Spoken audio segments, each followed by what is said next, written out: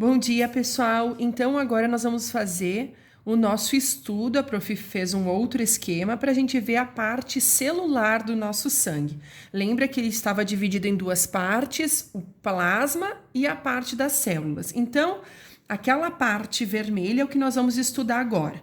Ela se divide basicamente em três, que são as hemácias, os leucócitos e as plaquetas. O que são as hemácias? Vamos colocar aqui. Mais conhecida como glóbulos vermelhos ou também eritrócitos, certo? São as nossas hemácias. Qual que é a principal função delas? É o transporte, vamos colocar aqui, podem ir fazendo o esqueminha de vocês no caderno, é o transporte do oxigênio, certo? Por conta disso, eu vou colocar uma outra característica dessas células aqui, que é importante, elas são anucleadas, ó. A prof tentou fazer um desenhinho aqui mostrando que elas não têm núcleo. Por que essas células não têm núcleo? Porque o núcleo ocuparia muito espaço. E não tendo núcleo, é como se houvesse um achatamento, vai poder existir a maior quantidade de oxigênio nessas células. Então, nada é à toa também na anatomia celular das nossas hemácias, tá? Então, aqui estão as hemácias. O prof fez uma setinha, tentou colocar aqui que dentro delas existem muitas proteínas importantes, principalmente a hemoglobina. A hemoglobina são as proteínas. Aqui é a parte da cor vermelha, né? Que elas vão fazer o transporte de oxigênio. O que tem dentro dessa proteína que é fundamental? O ferro sal mineral, tá? É o ferro que vai se grudar, gente, que vai ligar, que vai pegar o oxigênio e vai fazer o transporte dele em todas as nossas células do corpo. Por isso que nós precisamos sempre ficar atento à nossa quantidade de ferro. Porque uma pessoa que não tem a quantidade de ferro ideal, ela vai ter dificuldade de transportar o oxigênio. Tendo dificuldade de transportar o oxigênio, ela também vai apresentar uma baixa na respiração celular, uma baixa na ATP, que é a nossa energia, e um cansaço físico também, certo? Aqui a prof colocou os valores normais para homens e mulheres. Olhem só como a natureza é incrível. Em 1 milímetro cúbico de sangue, um homem chega a ter de 4,6 a 6,2 milhões de hemácias, né? Olha só que quantidade incrível. As mulheres têm um pouco menos. Sabem por quê? Que as mulheres com menos, mesmo assim, já são super eficientes. Brincadeira, tá? Então, essa é a quantidade média. Vamos lá agora para os leucócitos. Quem são eles?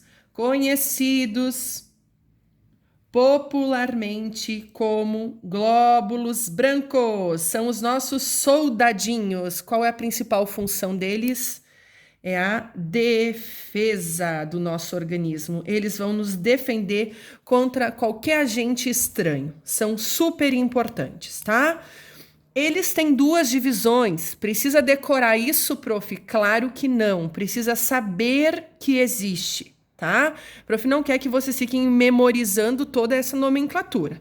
A prof precisa saber porque é prof. No caso de vocês, por enquanto, não precisa saber tudo decor. Então, nós temos os agranulócitos e os granulócitos, ou seja, sem grânulos e com grânulos. Dentro dos agranulócitos, nós vamos ter os monócitos. Esses aqui são bastante conhecidos, tá? Porque eles vão se transformar em macrófagos. Fago, em biologia, significa englobar, comer. Então, sempre que vem um agente estranho, são eles que vão englobar. Os linfócitos, muito importantes também, vão produzir os nossos anticorpos. Os neutrófilos, prof. O que esses aqui fazem de importante? Bom, esses aqui, vamos colocar aqui, ó, que eles são os primeiros, né? Eles são a nossa linha de frente. Os primeiros a chegar quando existe alguma inflamação, alguma infecção no nosso organismo. Os eosinófilos, o que eles fazem? Eles fazem uma coisa importante que é a parasitose. Parasitose. O que é esse negócio? Ah, tem uma lombriga? né? Posso ter uma verminose qualquer, vai alterar esse índice no meu exame de sangue. Ah, prof, eu fiz o meu exame de sangue e deu os eosinófilos muito altos, muita concentração. Pode estar vendo aqui uma verminose, é um indicativo disso, certo? E os basófilos, então, eles vão atuar nos processos alérgicos, entre outras coisas que nós vamos estudar no sistema imunológico mais para frente, tá bom? Vamos deixar assim que já está suficiente. Aqui tem a questão da heparina e outras situações que não competem agora. E por último, então, nós vamos ter as nossas plaquetas, que são fragmentos de células bem importantes, que vão atuar principalmente, olha aqui, pessoal, atenção, coagulação sanguínea, papel fundamental, sanguínea, tá? Não deixem de anotar isso aqui. O que a gente tem que ter cuidado? Olha, a prof trouxe até um exame de sangue aqui para mostrar para vocês. Vamos ver primeiro a questão das plaquetas. Dá um foco aqui. Essa aqui está em torno de 351 milhões por milímetro cúbico. Está dentro dos padrões de referência, se tratando de um homem aqui, certo? O que a gente tem que cuidar? Isso aqui muito abaixo, a pessoa apresentou um sangramento de nariz, por exemplo. Pode indicar plaquetas baixas, né? Ou, ao contrário, um excesso de plaquetas. O que pode acontecer?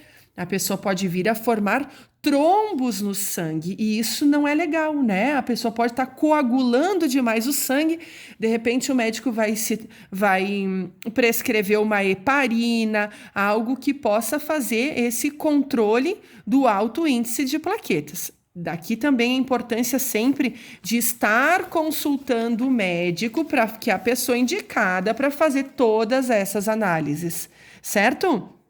Dá um foco aqui, então. Olha, em casa, a prof gostaria que vocês analisassem o hemograma de alguém da família de vocês. Você já tem o padrão de referência e sempre também aparece do ladinho do exame. Então, olha aqui, ó, os glóbulos vermelhos, a hemoglobina, que é importantíssima no transporte de oxigênio, a parte da linhagem branca, tudo que nós conversamos nessa aula, né? O que cada leucócito faz, qual a sua função e também das plaquetas. Isso é muito importante que vocês entendam e que também aprendam a analisar, ok? Muito obrigada e ótimos estudos!